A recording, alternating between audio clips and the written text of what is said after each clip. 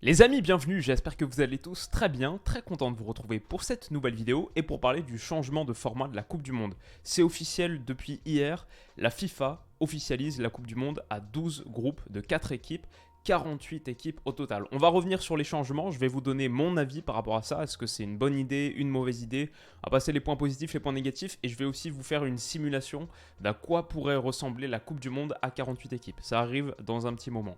Alors, cette réforme, elle signifie donc qu'on passe à 48 sélections au lieu de 32 avant, 12 groupes de 4 donc, ce qui veut dire pas de groupe de 3, ce qui était quelque chose qui était considéré à un moment, mais des 16e de finale. 12 groupes de 4 qui donnent lieu à des 16e de finale. Qui se qualifient pour ces 16e de finale? Les 2 premiers de chaque groupe et les 8 meilleurs 3e de 12 groupes. Il y aura 104 matchs sur la Coupe du Monde 2026 par rapport à 64 sur la Coupe du Monde 2022. 39 jours de compétition, ça fait 5 semaines et demie à peu près par rapport à 29 sur la Coupe du Monde précédente. Et 56 jours d'empreinte, ça pour le coup, ça reste le même. Ce qui est considéré dans empreinte, c'est les jours de compétition, les jours de préparation et les quelques jours à la fin avant que les joueurs réintègrent leur club. Pourquoi est-ce que ça reste pareil? Parce que la FIFA a décidé de réduire le temps qu'il y a entre la fin des compétitions de club. Pour une Coupe du Monde d'été, c'était à peu près 3 semaines en 2010, 2014, 2018 à 2 semaines. Donc désormais, plus que 2 semaines entre la fin des compétitions de club et le début d'une Coupe du Monde estivale, ce qui signifie donc qu'on reste à peu près sur la même période d'empreinte, 56 jours. Qu'est-ce que ça change niveau places? Les places qui sont attribuées aux différentes confédérations. L'Europe qui en avait 13 en aura désormais 16, 3 de plus. C'est assez peu entre guillemets par rapport à d'autres. Par exemple, pour l'Afrique qui passe de 5 à 9, et ça c'est sur les places garanties. C'est minimum 9 places pour l'Afrique, parce qu'il y a aussi des possibilités d'en avoir une davantage en play-off. Donc l'Afrique qui passe de 5 places garanties à 9, l'Asie de 5 à 8, l'Amérique du Sud de 5 à 6, l'Amérique du Nord de 4 à 6, dont les 3 qui sont déjà qualifiés parce qu'ils sont les pays hôtes dans les 6, Canada, Mexique, États-Unis. Donc il ne reste plus que 3 places à obtenir via les qualifications pour la CONCACAF, pour la zone CONCACAF. Et l'Océanie qui passe de 0 place garantie, elle pouvait en avoir quand même une via un tour de play-off, à une garantie. C'est sans doute la Nouvelle-Zélande qui va en profiter. Il restera donc 2 places de play-off, 16, plus 9, plus 8, plus 6, plus 6, plus 1, plus 2, croyez-moi sur parole, ça fait 48.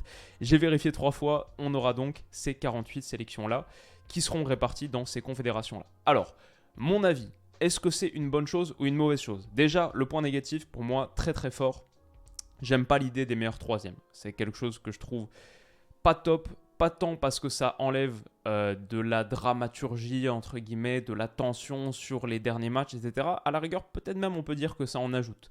Ça en ajoute parce qu'avec plus d'équipes qui peuvent se qualifier, ça donne peut-être moins de matchs qui comptent pour rien, à la fin par exemple.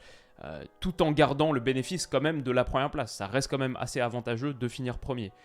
Un meilleur tirage, a priori tu vas jouer encore une moins bonne équipe potentiellement, si ça peut être un troisième de groupe en plus. Donc à la rigueur sur ça, pourquoi pas. Et je trouve que peut-être que ça donne plus de matchs à enjeu, en tout cas pour les petites sélections, celles qui sont dans le fond de la poule, troisième, quatrième vers la fin. Par exemple, sur la dernière Coupe du Monde, la Tunisie qui bat la France au dernier match, le Cameroun qui bat le Brésil au dernier match, 2 victoires retentissantes pour le prestige. Niveau qualification, ça a été des victoires pour rien. Alors que là, dans cette configuration, ce seraient des victoires qui donneraient une qualification historique pour ces deux pays. Ça aurait été quand même autre chose. Mais j'aime quand même moins ces matchs pour la 3e place parce que je trouve déjà que ça complique les calculs. C'est possible de jouer tes 3 matchs et de ne pas savoir si tu es qualifié ou non. Parce que par exemple, tu es dans le groupe A, B, C, D, tu dois attendre de voir qu'est-ce que ça va donner dans les groupes E, F, G, H, etc. Donc ça, je ne suis pas un grand fan. Et je suis moins fan aussi parce que je trouve que même si ça ajoute un petit peu plus de dramaturgie pour ceux qui sont en bas, pour les gros, ça les protège quand même vachement. Il y a beaucoup moins de chances de voir une Allemagne, une Espagne éliminée dès le premier tour, comme on a pu avoir soit une manifestation avec l'Allemagne, soit un gros doute avec l'Espagne en 2022 sur la Coupe du Monde au Qatar. Du coup, je trouve que ça enlève pas mal de tension. Perso, je me souviens avant le match contre l'Australie, le premier match de cette Coupe du Monde pour les Bleus, j'étais méga stressé parce que tu sais que sur 3 matchs, t'as pas vraiment de filet de sécurité. Là, Bon, ça aurait été sans doute une tension un peu différente et ce sera sans doute une tension un peu différente si tu sais que tu as des chances de passer même en tant que meilleur troisième. En plus, c'est les 8 meilleurs troisièmes sur 12, 2 tiers des meilleurs troisièmes. Ça fait pas beaucoup d'équipes éliminées à la fin de ces phases de groupe. Donc, je suis pas fan du troisième, des meilleurs troisièmes, de ce système de meilleurs troisièmes. Je suis pas fan à l'Euro, je serai pas fan à la Coupe du Monde, je pense, dans l'ensemble. Les points positifs, quand même. Ils sont revenus sur l'idée de ces groupes de 3 qui auraient été une abomination. J'aurais trouvé ça nul, même niveau potentiel de collusion avec des équipes qui s'arrangent, les deux qui jouent pendant que l'autre joue pas à la dernière journée, qui peuvent se satisfaire d'un résultat qui les arrange, etc. Ça aurait été assez horrible. Et je suis content qu'on revienne aussi sur l'idée de ces tirs au but en phase de groupe en cas de match nul, ce qui aurait été une tentative de résoudre un peu le problème de collusion, de mettre un peu plus d'enjeux, etc. Bah, je trouvais ça nul aussi. C'est même un dévoiement de ce que doit être le foot. Il n'y a pas de séance de tir au but en phase de groupe, c'est quoi ce truc? Donc ça, cette idée a été écartée. Ces deux idées ont été écartées et on reste sur des groupes de 4 quand on a vu à quel point c'était fou les groupes de 4 sur la dernière Coupe du Monde. Ça pour moi c'est quand même un bon dénouement. Perso, plus de pays, c'est une petite interrogation qui est de plus en plus en train de se transformer vers un point positif pour moi. En fait, je me dis, les petits pays, entre guillemets, c'est limite ce que je préfère en Coupe du Monde. Alors oui, c'est vrai, nous on vient de cet écosystème foot européen, ultra compétitif, Ligue des Champions, etc. Mais des pays qui sont footballistiquement un peu en dessous de ce niveau, c'est pas tant pour le niveau en lui-même, mais c'est ce que ça signifie pour eux, c'est les histoires magnifiques, c'est des gars qui portent tout un pays sur leurs épaules, c'est des premières qualifications, c'est toujours des moments forts.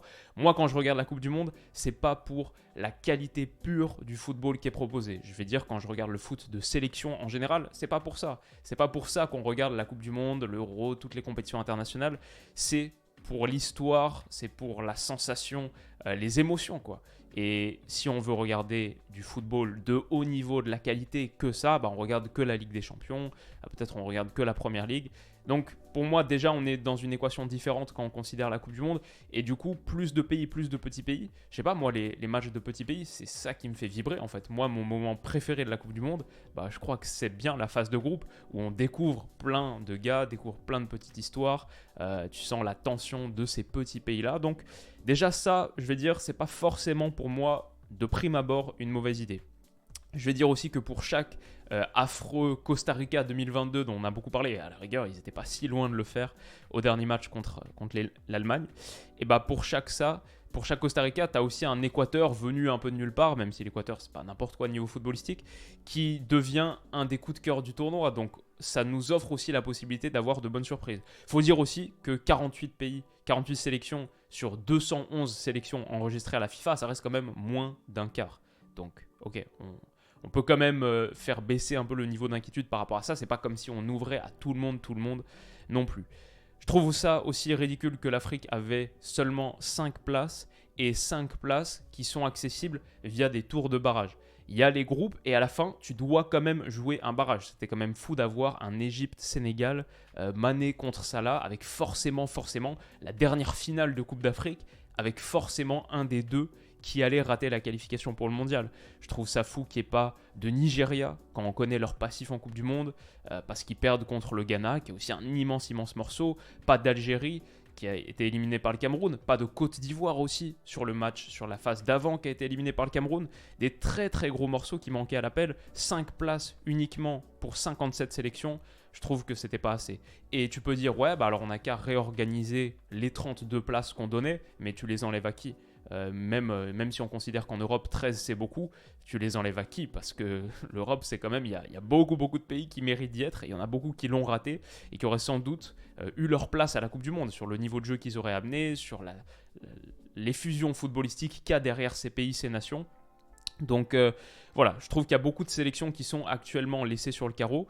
C'est pareil pour l'Asie. En plus, on voit à quel point ces continents bossent bien. On l'a vu à la dernière Coupe du Monde, l'Asie, l'Afrique. Quand on voit leurs performances, voilà, moi je trouve que plus de pays, c'est pas forcément une mauvaise chose. Donc mon avis final sur la question, c'est que premier argument, trop de matchs pour les joueurs, ça va donner trop de matchs, on est proche du burn-out des joueurs, etc. C'est un vrai problème dans l'absolu. Ici, je ne trouve pas qu'il soit adapté parce que ça ajoute finalement qu'un seul match, potentiellement, un 16e de finale. On passe de 8 matchs pour une sélection qui irait en demi-finale, quand on considère aussi le match pour la 3e place, on passe de 7 avant à 8 actuellement. Donc c'est pas une énorme différence. Moi je trouve que cet argument il est très pertinent sur plein d'autres choses. Et par exemple sur la Coupe du Monde des clubs, si on veut tailler la FIFA, on peut carrément le faire sur leur nouvelle idée de Coupe du Monde des clubs là, qui est aussi en train de passer un peu en sous-marin avec cette proposition de Coupe du Monde. Nouvelle Coupe du Monde des clubs en 2025 où on aurait 32 équipes qui participent, genre une dizaine européenne, etc. Ouais, ça c'est un vrai problème. Par contre, sur la Coupe du Monde, non, je suis pas d'accord, c'est pas vraiment un truc. En plus, je crois que les joueurs, personne ne va se plaindre de jouer un match de Coupe du Monde en plus. Une compétition qu'ils attendent tous avec grande impatience, qui a tous les 4 ans. Bon, pour moi, ça, c'est pas trop un point. Deuxième argument, l'argument tout le monde va y aller. Je suis pas d'accord avec ça. Comme on a dit, il reste moins d'un quart des pays qui pourraient y participer, qui prennent part aux qualifications. Plus de 3 quarts, plus de 75% sont éliminés. Et augmenter le nombre de pays, c'est pas comme si c'était du jamais vu non plus. En 1982, hop, on le voit ici, de 78 à 82, la Coupe du Monde, elle est déjà passée de 16 à 24 équipes. C'était une augmentation de 50% du nombre d'équipes. Quand elle passe en 94, en 98, quand elle passe de 24 à 32 équipes, c'est aussi une augmentation. Finalement, la Coupe du Monde à 32 sélections, c'est une itération qu'on a vue pendant 7, c'est quelque chose qu'on a vu pendant 7 tournois différents. C'est comme à peu près la Coupe du Monde à 16 équipes. Alors, il y a eu un petit moment de flottement au début, le temps qu'elles prennent pied. Mais après, sinon, 16 équipes, voilà, c'était 7 éditions aussi. Finalement, cette Coupe du Monde à 32 équipes, on l'a vu pendant un bon moment. Et on peut penser que le niveau dans son ensemble du foot mondial a augmenté. Est-ce que le foot, il n'a pas changé un peu depuis 1998 ? Est-ce qu'il n'y a pas de plus de pays compétitifs que jamais ? Ouais, on peut le penser. Moi, j'ai fait une petite simulation, justement, sur la question le niveau sera trop faible, parce que je vois beaucoup d'arguments qui sont en mode ouais, on aura des Sud-Soudan contre Guinée-Bissau, etc. Non, la réalité, c'est pas ça. Ça, c'est un faux argument, parce que si tu fais une simulation de Coupe du Monde à 48 équipes, ce que j'ai fait, j'ai essayé d'attribuer les places restantes à des équipes qui n'étaient pas à la Coupe du Monde 2022. Par exemple, pour l'Europe, tu passes de 13 à 16, 3 places en plus. Tu ajoutes l'Italie, le vainqueur du dernier Euro, c'est pas un scandale. Tu ajoutes la Norvège d'Erling Haaland, de Martin Odegaard, c'est pas un scandale. Tu ajoutes la Turquie ou la République tchèque, par exemple, qui a fait un très bel Euro la dernière fois, qui a éliminé les Pays-Bas, etc. C'est pas un scandale pour la taille du pays, footballistiquement, ce qu'il représente. Même si la Turquie a raté son Euro, pas grave, tu mets la République tchèque qui a fait un très bon Euro, un de ces deux-là. Et il en restera quand même qui seront sur le carreau. Ça veut dire pas de Macédoine du Nord, qui n'est pas un immense pays de foot, etc. Mais récemment, qui a été pas mal, même au dernier Euro, il jouait plutôt bien. Donc voilà, ça c'est pour l'Europe. Moi je trouve que tu ajoutes ces 3 gars-là, c'est pas scandaleux. Sur le niveau, je crois pas que ça va beaucoup impacter le niveau de la Coupe du Monde. L'Afrique de 5 à 9, il restera quand même des sélections qui seront sur le carreau, parce que Algérie, Côte d'Ivoire, Nigeria, Égypte, ces 4 sélections-là ont largement leur place en Coupe du Monde. Asie, de 5 à 8. À la rigueur, là, peut-être qu'il y a une petite baisse de qualité. Là, il y a peut-être une petite dilution. Chine, parce qu'en ce moment, c'est pas top. Mais moi, j'aimerais bien voir la Chine en Coupe du Monde. Ils n'étaient pas si loin que ça non plus, même si sur la dernière phase d'Asie, ouais, ils étaient un peu plus distancés. Bon, voir la Chine, un pays majeur, c'est peu de le dire, en Coupe du Monde, ce serait pas scandaleux. Les Émirats Arabes Unis, ils étaient à rien du tout. Dernier tour de qualification, le dernier barrage, etc. contre l'Australie, si je me souviens bien. Et l'Irak, qui montre un niveau plutôt correct sur les dernières années, etc. Tu peux penser à d'autres. L'Asie, il y a tellement de pays que je trouve que 5 sélections, c'était pas beaucoup. On peut avoir encore plus de dynamique, de nouvelles sélections qui se découvrent. Ça peut faire encore augmenter le niveau de cette confédération. En Amérique du Sud, tu passes de 5 à 6, une place en plus, tu mets le Chili par exemple. Le Chili en Coupe du Monde, ce serait pas un scandale de les voir. C'est pas comme si on est en train de te dire qu'on va mettre un Venezuela ou je sais pas quoi. Chili, ok, c'est pas scandaleux non plus. En Amérique du Nord, Trinité et Tobago, Panama, à la rigueur, là, on est aussi sur une petite baisse de qualité, c'est vrai, mais Trinité et Tobago, on les a vus en Coupe du Monde déjà, le Panama aussi en 2018, même s'ils n'étaient pas dingues. Alors là, je conçois, sur l'Amérique du Nord, c'est pas le top du top, c'est vrai. Mais sinon, derrière, Nouvelle-Zélande, ok, pourquoi pas. Et si tu ajoutes les 2 phases de play-off, 2 équipes qui pourraient se qualifier en play-off, Colombie par exemple, en Amérique du Sud, ce serait pas scandaleux. Et là, on n'a même pas le Pérou qui s'ajoute. Et Mali par exemple, en Afrique, qui a carrément pour moi le niveau de la Coupe du Monde aussi, avec une génération super excitante. Et il y a encore des équipes que j'aurais pu mettre dans cette liste. Donc voilà, ça c'est juste pour dire, ça ne veut pas dire qu'il n'y a pas une petite dilution. Peut-être que là, on peut voir une petite dilution, là aussi, du niveau dans son ensemble, mais on peut voir aussi une augmentation. Moi, je trouve ça dommage qu'on ait eu une Coupe du Monde sans Erling Haaland, sans Mo Salah, par exemple, sans d'autres, et sans l'Italie. Voilà. Je trouve que quand on fait vraiment, quand on se penche vraiment sur la question à quoi ça pourrait ressembler à 48, ça fait moins peur que les schémas qu'on peut se mettre en tête quand on commence à réfléchir à des sélections qui sont vraiment, vraiment en dessous du niveau. La phase de qualification, pour moi, elle va rester encore assez compétitive et j'ai envie de dire qu'on ne s'inquiète pas, je crois qu'il y aura encore toujours de grosses sélections qui vont rester sur le carreau. Et ils vont se faire vanner plus que jamais. Ça, par contre, ça va être assez terrible quand on va dire tu t'es même pas qualifié pour la Coupe du Monde. Même à 48, l'Italie ne s'est encore pas qualifiée pour la Coupe du Monde ou quoi. Ouais, je pense que ça va continuer à se produire. Alors bien sûr, je suis pas dupe sur les raisons de cette modification. Économique, beaucoup plus d'argent pour la FIFA, et politique pour Gianni Infantino. Quand on connaît le système de vote, d'élection pour la présidence de la FIFA, chaque pays a un vote. Voilà, Malte, ça compte autant que le Brésil. Bah, forcément, le fait d'admettre plus de pays, d'aller vers ce mouvement plus de pays, ouais, ça le rend très populaire auprès des confédérations et des fédérations, des 211 fédérations qui composent la FIFA, évidemment.